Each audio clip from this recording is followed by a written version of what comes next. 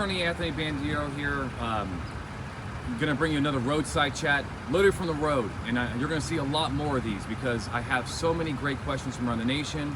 I'm gonna start popping them off and just answer these things left and right, and they've been stacking in the queue a little bit, so I'm making up for some lost time.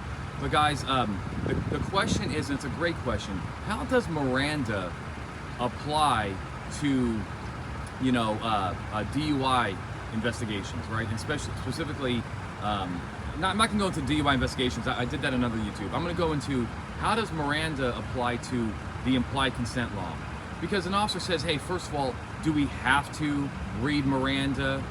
Okay, if we do read Miranda and they say they don't want to talk, how does that affect the blood and breath test, right? Breathe and bleed, right? And so forth. So here's your answer. Number one, constitutionally, under the Fifth Amendment, do you have to read Miranda? The answer is absolutely not, right? And here's why. Implied consent is not testimonial. What you're looking for is not testimony. You're not asking the guy, hey, tell me why you were drinking and driving, right? Tell me why you ran over that person. Tell me why you fled the scene. You're not asking testimony. What you're asking is whether or not they want to provide consent to provide for chemical testing.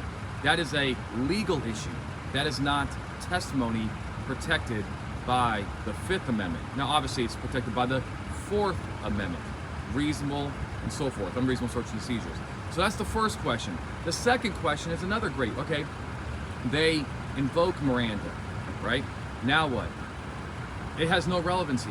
Even if they invoke Miranda on scene and they don't want to talk or they want a lawyer, it has nothing to do with whether or not they will provide a blood sample or a breath sample. So you can still, get the sample and so forth, despite the fact that they want a lawyer and they don't want to speak. So you can still do your job and get the chemical testing and seek a voluntary waiver. If they don't want to get a waiver, then you do the next thing, whether it's going to be a revocation per state law, a search warrant for blood, whatever you're going to do at that point. All right, it's a great question. Keep them coming. I am now heading over to the host agency, Los Angeles HIDTA. What a great host. I can't wait to be back here next year. Maybe I'll see you. If you're a California cop, maybe we'll see you. And also, just so you know, all of our classes now are CPT approved, continuing professional training credit approved in California. That is huge. It's absolutely huge for my California cops that have been attending my training for years and been trying to get the CPT training, but post makes it a little hard for out-of-state trainers to get CPT credit. But we have it now. We worked hard on it, so guys, look forward to that. Look forward to that as well. All right, I'll see you guys at lunchtime. I'm going to do some more videos at lunch live. All right, stay safe. Thank you, guys. All right.